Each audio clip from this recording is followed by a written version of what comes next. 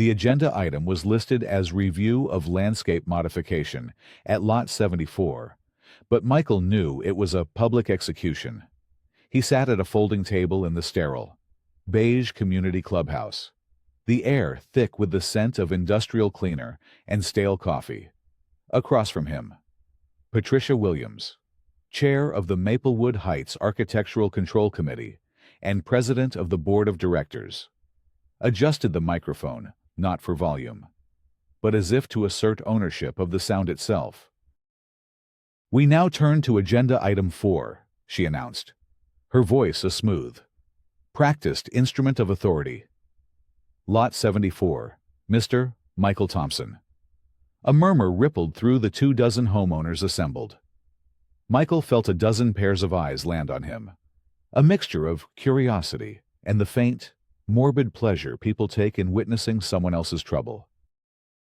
Patricia consulted a binder, its laminated tabs perfectly aligned. "Mr. Thompson, the committee has received a report regarding an unapproved landscape installation at the rear of your property, specifically a raised garden bed constructed of cedar planks." She looked up at him, a serene, patient smile gracing her lips that never reached her eyes. It was the smile of a predator that knows its prey is already trapped. "As you know, or should know from the governing documents you received at closing, all exterior modifications require prior written approval from the ACC." Michael kept his posture relaxed, his hands resting calmly on the table. He was a forensic accountant by trade, a man who built his career on the unshakable foundation of procedure, documentation, and the quiet, damning power of a well-organized paper trail. Panic was an unaffordable luxury. "Thank you, Chairwoman Williams," he began, his voice even. "I did receive the courtesy notice left on my door. I believe there may be a misunderstanding about the location of the garden bed." Patricia's smile tightened by a millimeter. "A misunderstanding. The covenants, conditions, and restrictions are quite clear. Mr. Thompson, I would direct your attention to Section 8.4.2, which governs architectural and landscape integrity. It states, and I quote, 'No structure, planting, or other material shall be placed or permitted to remain upon any lot or common area, which may damage or interfere with any easement for the installation or maintenance of utilities, or which may unreasonably change, obstruct, or retard direction or flow of any drainage channels.'" She closed the binder with a soft, definitive click. "Your garden bed is located within the 10-foot view corridor easement, which is designated common area." This was the heart of it, the 10-foot strip of land at the back of his property. He had built a small, tidy garden bed for his wife, Jane, who loved growing herbs. It was a weekend project, a simple act of homemaking. Now, it was being framed as a federal offense. "With all due respect, Patricia," Michael said, keeping his tone conversational, "my understanding from the plat map provided at closing is that my private lot extends fully to the fence line. The easement you're referring to, if it exists, would be on my property, not common area. An easement grants access, not ownership." He saw a flicker of annoyance in her eyes. She was not accustomed to being contradicted, especially not with the quiet confidence of someone who had actually read the documents. "Your understanding is incorrect," she stated flatly. "The area is under the association's control for maintenance and aesthetic uniformity. The bed is an unapproved structure in a common area. It must be removed within 7 days." The finality of her declaration was meant to end the discussion. It was a public shaming, a demonstration of her power for the benefit of the assembled residents.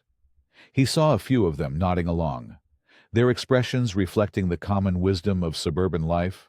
Don't fight the HOA. It's easier to just comply. But Michael wasn't built to just comply with incorrect assertions. His entire professional life was dedicated to dismantling them. "I'd be happy to comply with any valid regulations," he said, his voice still maddeningly calm. "Could you please provide me with the specific section of the CCNRs or the official plat map recorded with the county that designates that 10-foot strip as common area, and not a utility easement on my private lot, just so I can ensure I'm in full compliance going forward?" The room went silent. He hadn't raised his voice. He hadn't been rude. He had simply asked for the paperwork. It was a tactic he used when deposing executives who were trying to hide fraudulent transactions. Stick to the process. Demand the source documents. It was amazing how often bullies, corporate or suburban, faltered when asked to produce the evidence for their claims. Patricia's serene mask finally cracked. A flush crept up her neck. She was being challenged on her own turf, in her own forum, and with her own rules. She couldn't very well admit she didn't have the document on hand. "The management company will forward you the relevant documentation," she said. Her voice clipped. "In the meantime, the committee's decision stands. The garden bed must be removed. Next item on the agenda." She shuffled her papers, refusing to look at him again. The execution had been carried out, but the condemned had refused to act defeated. As the meeting droned on, Michael sat quietly, the gears in his mind already turning. This wasn't about a garden bed anymore. It was about a procedural discrepancy. And if there was one thing Michael Thompson knew how to do, it was follow a discrepancy until it unraveled the whole fraudulent system. She said what Jane looked up from the stove. A wooden spoon, dripping with tomato sauce, held midair. The aroma of garlic and basil filled their kitchen, a warm and comforting contrast to the sterile hostility of the clubhouse. "She claims the back 10 feet of our yard is a common area view corridor, and that our herb garden is an unapproved structure," Michael said. Loosening his tie as he leaned against the counter, he handed her the printed agenda from the meeting.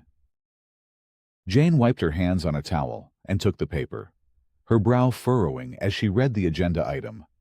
A view corridor. A view of what David Peterson's back porch. Precisely. Her claim is procedurally unsound. An easement isn't the same as a common area. But she was adamant. Jane sighed, a familiar weariness settling over her features. It was a look he'd seen more often in the last year. "Michael, can we just move the garden bed? It's just a few planks of wood. We can put it closer to the patio. Is this really a fight worth having? We just moved here. I don't want to start a war with the neighbors." He understood her perspective. They had bought this house in Maplewood Heights as a sanctuary. For him, it was a quiet place to decompress from the high-stakes world of financial fraud. For Jane, it was something more. It was a deliberate retreat into anonymity. Her job, which she always vaguely described as county administration, had become intensely stressful at her last posting. A high-profile case, she'd said, had led to threats. She'd been doxxed online. They had moved to a new county, to this quiet suburban enclave, specifically so she could have a lower profile and a peaceful life. The last thing she wanted was a spotlight, even one as small and petty as an HOA dispute. "It's the principle of the thing. Jane," he said gently, "she's asserting control over our private property based on a misinterpretation of the governing documents. If we let her do it with a garden bed, what's next? She decides she doesn't like the color of our welcome mat or the model of our grill." He walked over to the built-in desk in the corner of the kitchen and pulled out the thick binder of HOA documents they'd received at closing. He flipped through it, his finger tracing the lines of the table of contents until he found the section Patricia had cited. "Here it is," he said, tapping the page. "Section 8.4.2, Architectural and Landscape Integrity." It's exactly as she quoted it. But look at the wording, "unreasonably change," obstruct, or retard direction or flow of any drainage channels. An herb garden 4 inches high doesn't do that, and it says nothing about a view corridor. The language is intentionally ambiguous. It's a clause written to be abused. Jane came over and read the passage over his shoulder. It does seem vague, she admitted. But Michael, people like her feed on conflict. They have nothing better to do than police their neighbors. Engaging her is just giving her what she wants. Please, for my sake, can we just let this go? I really need a quiet life right now. Her plea was genuine, and it hit him squarely in the chest. He saw the faint lines of stress around her eyes, the tension in her shoulders. The last thing he wanted was to add to her burden. She had been through enough. Okay, he said, closing the binder.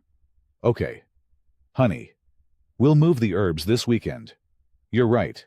It's not worth the fight. Jane gave him a grateful smile and a quick kiss. Thank you. Now, dinner is ready. Let's forget about Patricia Williams and her little kingdom.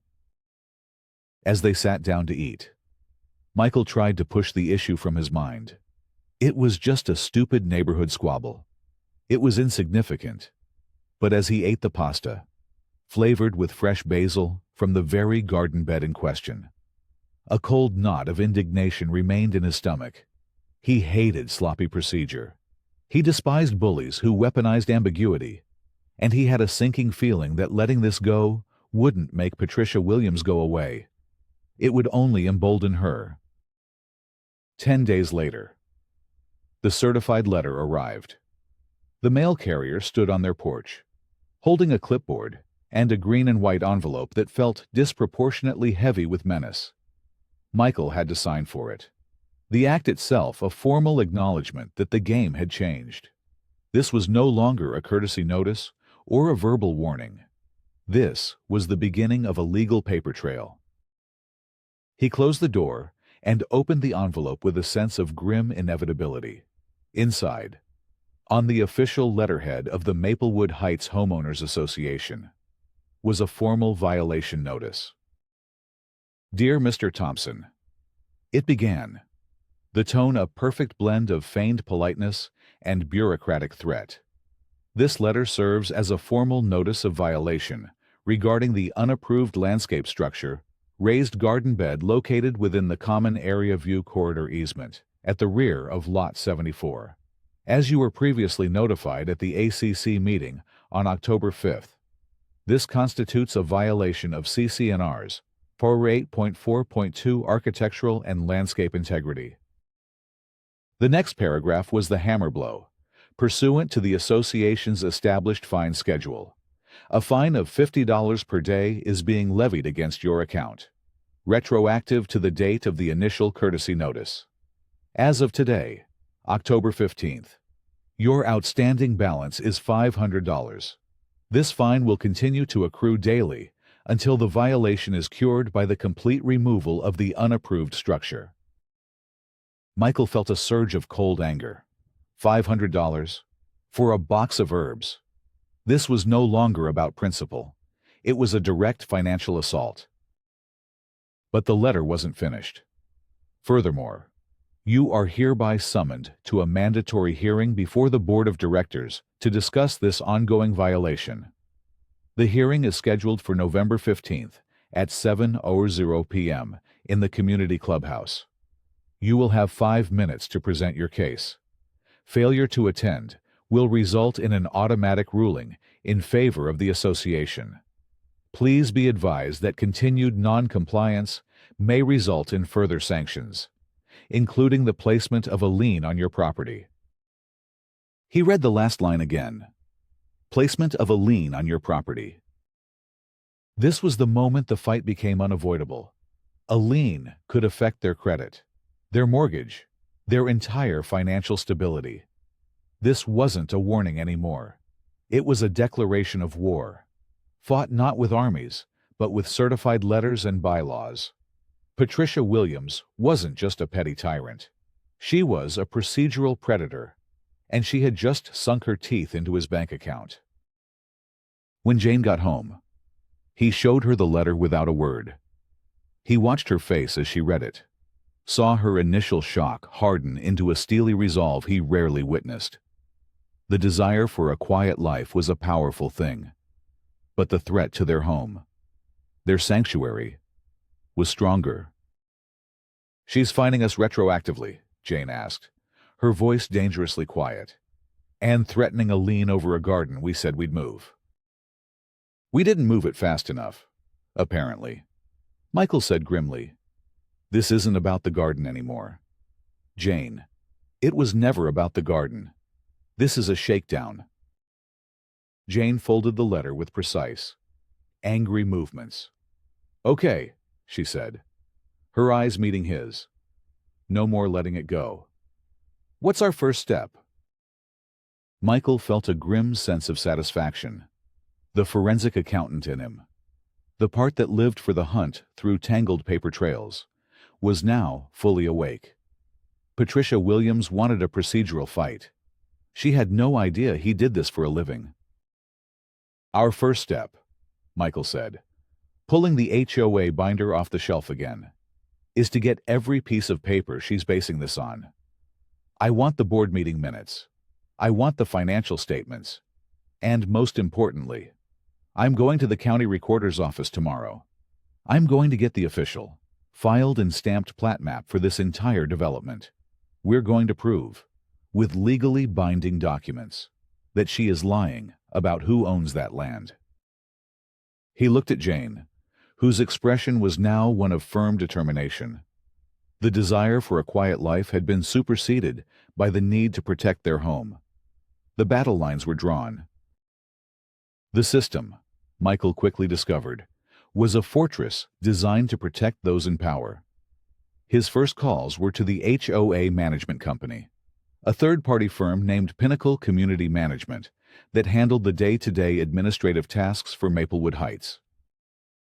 The woman who answered the phone, a cheerful but unhelpful gatekeeper named Brenda, had clearly been trained in the art of bureaucratic deflection.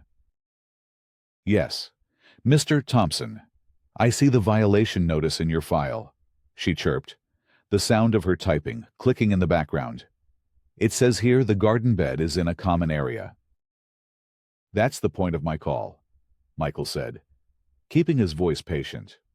"I'm disputing the designation of that land as a common area. I'm requesting copies of the board meeting minutes where this view corridor easement was discussed, as well as the official plat map the board is using for reference." "Oh," Brenda said, a pause stretching over the line. "Well, for meeting minutes, you'll need to submit a formal written request. There's a form for that on the community portal. It can take up to 30 days to process." 30 days, Michael countered. "My hearing is in 4 weeks, and the fines are accruing daily." "That's the standard processing time, sir," Brenda said, her cheerfulness unwavering. "As for the plat map, the association doesn't provide copies of those. You would have received one in your closing documents." "The one in my closing documents shows the land is mine," Michael stated. "I want to see the one the board is using to justify their claim." "I'm sorry, sir. We can't help you with that," she parroted. "Is there anything else I can assist you with today?" It was a perfect circle of obstruction. Every request was met with a form, a delay, a policy designed to exhaust the homeowner into submission. He filled out the online form for the meeting minutes, knowing full well they would arrive, if at all, the day after his hearing. He hung up the phone, a cold frustration settling in his gut.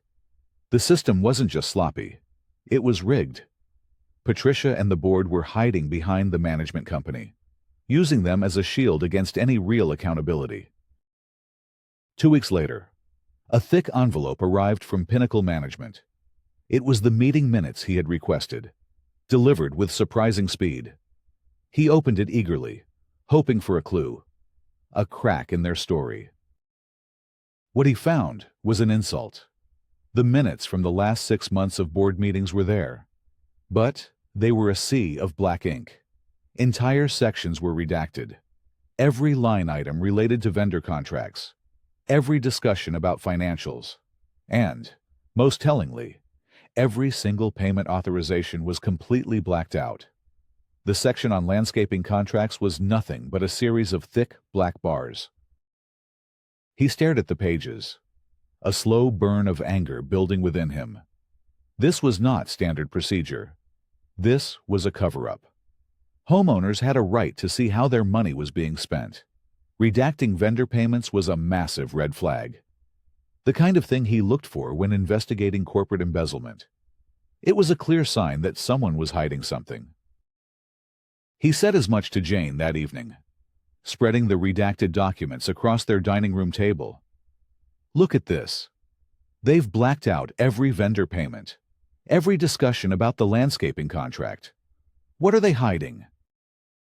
Jane leaned over the papers, her expression grim. This is beyond a simple power trip. Michael, this feels corrupt. It is, he said, his voice hard. She's not just a bully. She's running the HOA like a criminal enterprise. His resolve hardened. This was his world. Obfuscated financials, hidden transactions, shell games played with other people's money. He'd been stonewalled by the frontline bureaucracy. It was time to go around them and get the truth from the source. The next morning, he would go to the county.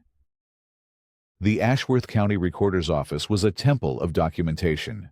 It smelled of old paper, dust, and the quiet dignity of undisputed facts. Michael felt more at home here than he had in the community clubhouse. Here, the rules were clear, and the records were public. There were no committees, no subjective interpretations, only the cold, hard evidence of filed deeds and surveyed maps. He gave the clerk the parcel identification number for his property and, for good measure, the numbers for the entire Maplewood Heights development. 20 minutes later, the clerk returned, wheeling a cart laden with large, rolled-up documents and thick, leather-bound books. Here you are, the clerk said. The final plat maps for Maplewood Heights, sections 1, 2, and 3, as recorded on June 12, 2004, and the master deed book containing the declaration of covenants, conditions, and restrictions. Michael spent the next 2 hours carefully examining the documents. He unrolled the massive plat maps on a wide wooden table, the paper crinkling with age. He found his lot, number 74, and traced its boundaries with his finger. The lines were unambiguous, drawn by a licensed surveyor and stamped with the county seal. His property extended exactly to the rear fence line. Along that line was a dotted notation, 10 PUE. Public utility easement, not a view corridor, not a common area. It was exactly as he'd suspected. The easement existed, but it was on his private property, designated for the use of utility companies to access their lines. The HOA had no more ownership over that strip of land than they did over his living room. Patricia's entire case was built on a deliberate lie. To be certain, he hired a professional surveyor, a man named George Bellwether, who met him at the house the following afternoon. George, a grizzled man with skin tanned by years in the sun, set up his equipment and took precise measurements. An hour later, he rolled out a freshly printed copy of the official plat map on Michael's dining table. "Well, it's just like you thought," George said, tapping a thick finger on the boundary line. "Your property runs right to this fence. That 10-foot strip is all yours. The PUE gives the power company and the cable company the right to dig here if they need to. But it's your land. The HOA has zero jurisdiction over it, other than to enforce the general landscaping rules for the whole neighborhood. They can't just declare it a common area. That would require a formal vote of the entire membership and a refiling of the master deed with the county. And I can tell you, that never happened." George agreed to draft a formal, notarized affidavit confirming his findings, complete with a certified copy of the plat map. It was irrefutable. Professional proof. Armed with this, Michael decided to dig deeper. If Patricia was lying about this, what else was she lying about? He thought of the redacted meeting minutes, the blacked-out landscaping contract. He spent the next few days doing a different kind of research. He searched county business records, cross-referencing the names of the HOA board members with local LLCs. It didn't take long to find a connection. The landscaping company that held the exclusive, and apparently secret, contract for Maplewood Heights was called Evergreenscapes, LLC. The registered agent for Evergreenscapes was a man named Frank Miller. A quick social media search revealed dozens of photos of Frank Miller and Patricia Williams together. Holiday parties, weekend trips, charity dinners. They weren't just acquaintances. They were close friends. Then came the final piece.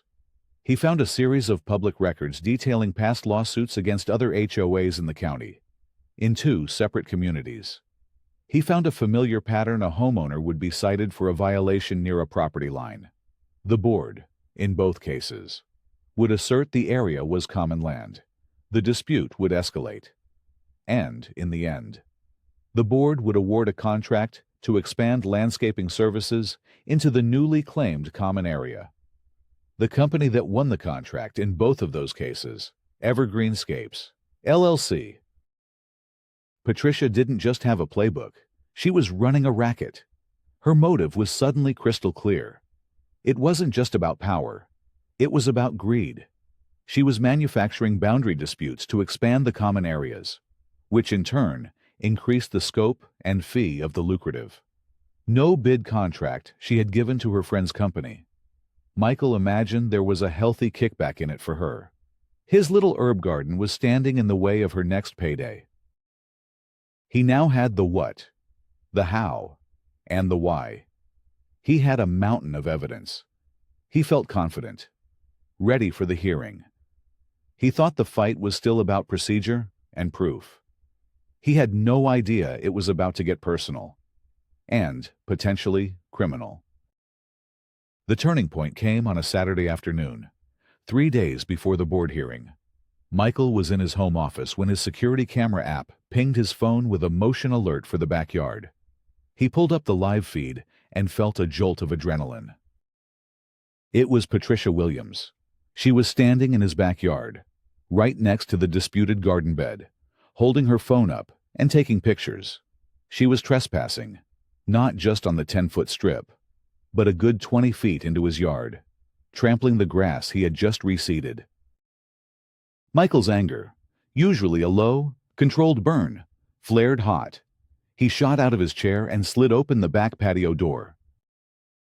"Patricia," he yelled, his voice sharper than he intended. "What do you think you're doing on my property?" She spun around, startled. For a second, a look of pure panic crossed her face before she replaced it with her usual mask of imperious confidence. "I am documenting the ongoing violation for the board hearing," she said, her voice dripping with condescension. "As a board member, I have the right to inspect common areas." "This is not a common area. And you know it," Michael shot back, walking purposefully across the lawn toward her. "You are trespassing. I want you off my property. Now." Her confidence wavered. Being confronted was clearly not part of her plan. She began to back away, fumbling to put her phone into her oversized designer purse. As she did, her hand snagged on the strap, and the heavy bag slipped from her grasp, spilling half its contents onto the lawn. A tube of lipstick, a set of keys, a compact mirror, and a man's wallet tumbled out onto the grass. But it was another object that caught Michael's eye. A small, leather billfold, flipped open as it fell. Inside, glinting in the afternoon sun, was a heavy, silver badge. Michael bent down instinctively to help her gather her things. He picked up the wallet and the badge holder. The weight of the badge felt alien in his palm, heavy and substantial. The engraved letters seemed to draw all the light in the room, forming a connection in his mind that was both impossible and undeniable. Chief S. Harris, Riverside County Police. His mind froze. S. Harris. Jane's last name was Harris. Her first name was Sarah. S. Harris. She worked in county administration in Riverside County. She had been forced to move because of a high-profile case. The pieces clicked into place with the sickening finality of a cell door slamming shut. Patricia saw what he was holding. The color drained from her face. Her reaction was not one of mere embarrassment or annoyance. It was pure, primal terror. "Give me that," she shrieked, lunging forward and snatching the badge from his hand with a desperation that was wildly disproportionate to the situation. "You can't tell anyone. It's for a case. An official investigation. You can't tell anyone." She scrambled to shove the badge and wallet back into her purse, her hands shaking uncontrollably. Her panicked, frantic reaction told him everything. This wasn't just about a garden bed. This wasn't just about a kickback scheme. He was holding something that terrified her, something that connected her to his wife, and something that was, without a doubt, criminal. As she practically fled from his yard, clutching her purse to her chest like a life preserver, Michael stood frozen on the lawn. The quiet, suburban HOA dispute had just crossed a line into something far more dangerous, and he was standing right in the middle of it. The board hearing was a masterclass in procedural warfare. It was held in the same soulless clubhouse, but this time the folding tables were arranged in a U-shape, with Patricia and the other 4 board members sitting at the head like a tribunal. Michael had come prepared, his briefcase filled with the surveyor's affidavit, the certified plat map, and printouts of the business records connecting Patricia to Evergreenscapes. He was ready for a logical, evidence-based discussion. What he got was a kangaroo court. Patricia, acting as both prosecutor and judge, ran the meeting with an iron fist, citing Robert's Rules of Order with the precision of a seasoned parliamentarian. "Mr. Thompson, you have 5 minutes to address the board regarding the violation. At Lot 74, she began, gesturing to a small digital timer on the table that was already counting down from 5:00. Michael stood and placed the surveyor's affidavit on the table. "Board members, I have definitive proof that the land in question is my private property, not a common area. This is a notarized affidavit from a licensed county surveyor." Point of order. Madam Chair, a board member named Allen, a man who seemed to function as Patricia's loyal lieutenant, interjected. "The submission of new evidence requires a formal motion and must be provided to the board at least 72 hours prior to the hearing. Is that correct?" "That is correct, Mr. Allen," Patricia said, a thin smile on her face. "Mr. Thompson, did you submit this document to the board 72 hours ago?" "No, because I only received it yesterday," Michael said, trying to control his frustration. "But it is a certified legal document." "Then we cannot accept it as evidence at this time." Patricia cut him off. "Your 5 minutes are ticking. Please confine your remarks to the violation itself." The timer showed 3:47. Stunned, Michael changed tactics. He held up the county plat map. "Then, let me refer the board to the official plat map, recorded with Ashworth County. This document, which is a matter of public record, clearly shows." "Point of order," Allen said again. "Is the member testifying as a licensed surveyor or a legal expert on property law?" "I am a homeowner presenting publicly available evidence," Michael said, his voice rising slightly. "The board relies on its own legal counsel and management company for the interpretation of such documents. Patricia said smoothly. "We have been advised that the area is a common area view corridor. We are not here to debate the findings of our professional advisors. Please address the unapproved structure." The timer showed 2:15. It was a systematic dismantling of his entire case. Every piece of evidence he tried to introduce was blocked by a procedural rule. He wasn't allowed to question her connection to the landscaping company, as it was deemed not relevant to the specific violation. He was being silenced, expertly and ruthlessly, in a public forum. When the timer hit 0, Patricia slammed a small wooden gavel on the table. "Thank you, Mr. Thompson. The board will now deliberate." The deliberation lasted less than 30 seconds. They huddled, whispered, and nodded. "The board has reached a decision," Patricia announced. "The evidence of the violation is clear. The appeal is denied.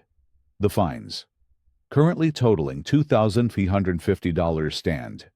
Mr. Thompson, you have 30 days to pay the outstanding balance and remove the structure.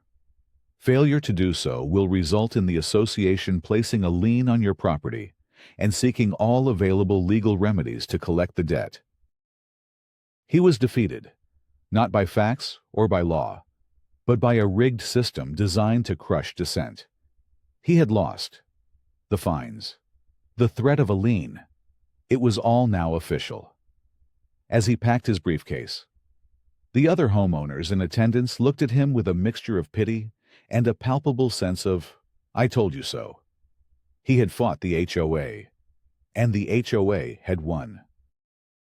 Just before he left, David Peterson, his elderly neighbor from across the street, caught his arm. David had lived in Maplewood Heights for 30 years and had seen it all. "I saw what they did in there," David said, his voice a low whisper. "It was a disgrace. Don't give up. Son, she wins by making it too expensive and too frustrating to fight.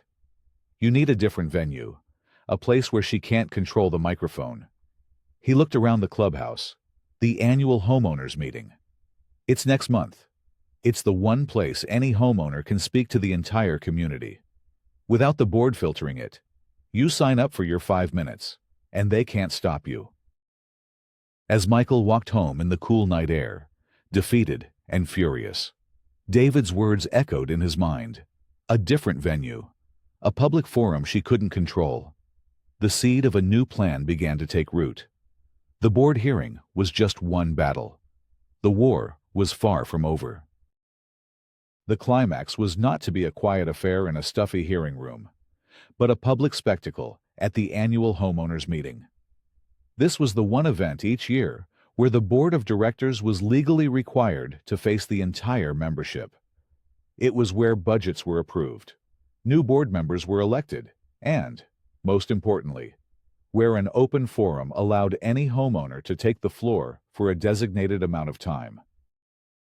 Michael spent the next 4 weeks preparing for his 5 minutes of fame, with the meticulous precision of a trial lawyer preparing for a closing argument.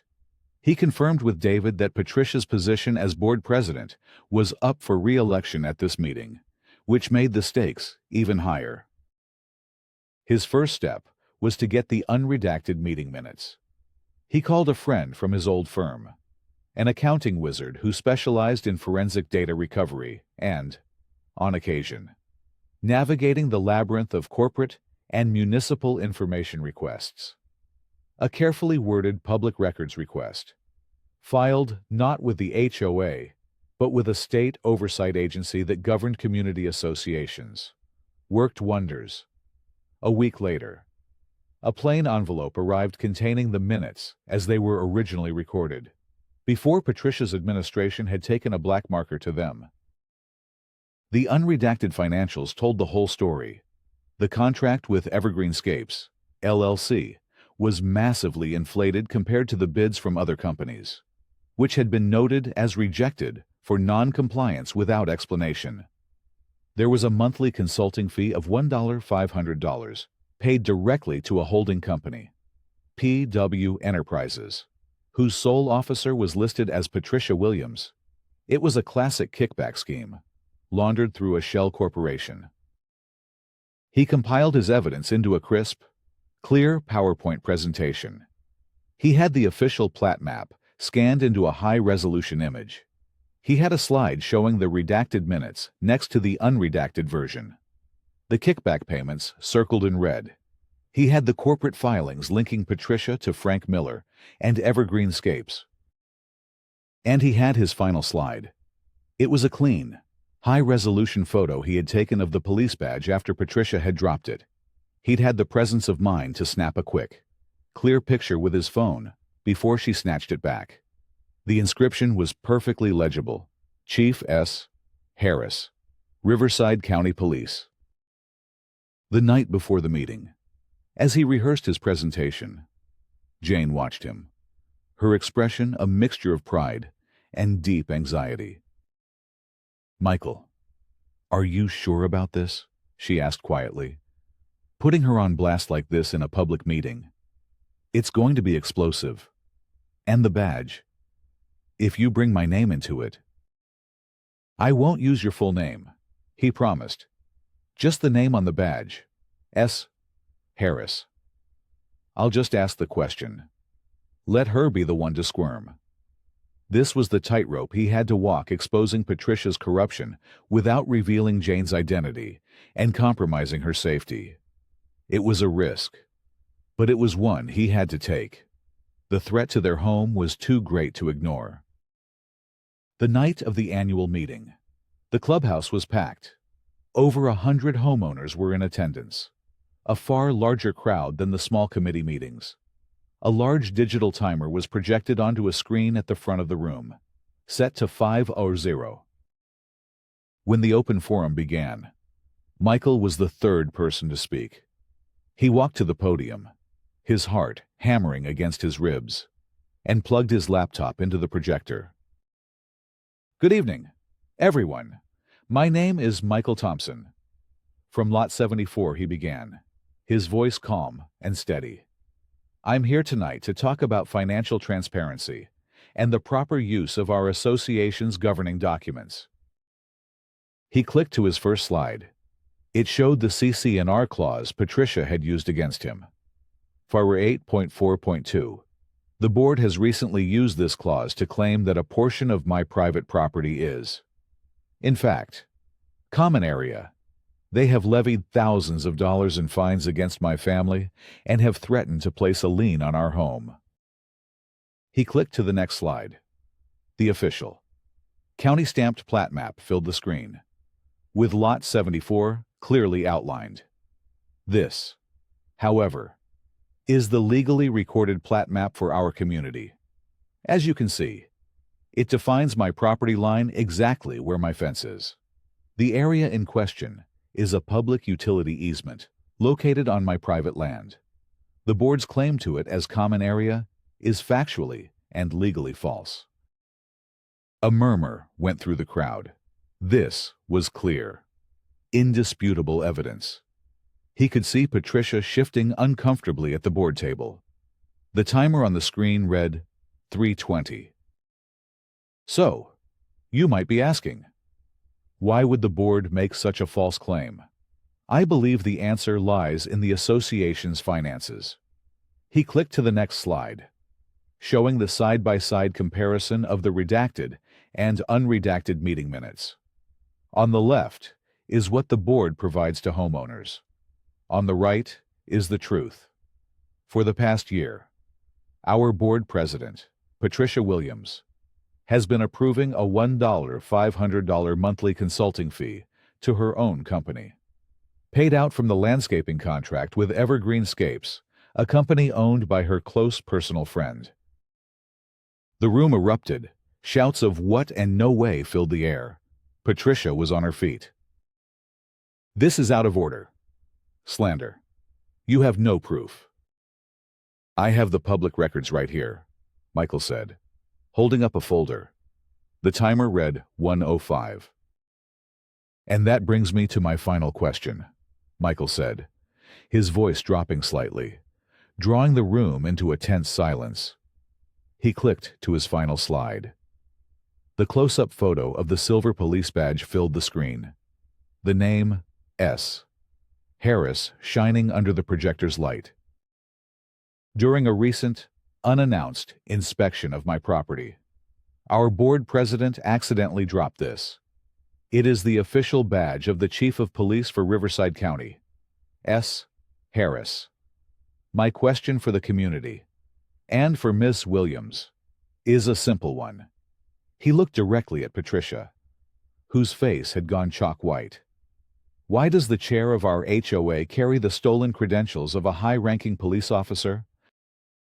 The timer hit 0. The room was utterly, profoundly silent. Every eye was on Patricia Williams, who stood frozen, speechless, exposed. Into that stunned silence, a new voice emerged, calm and clear. I can answer that.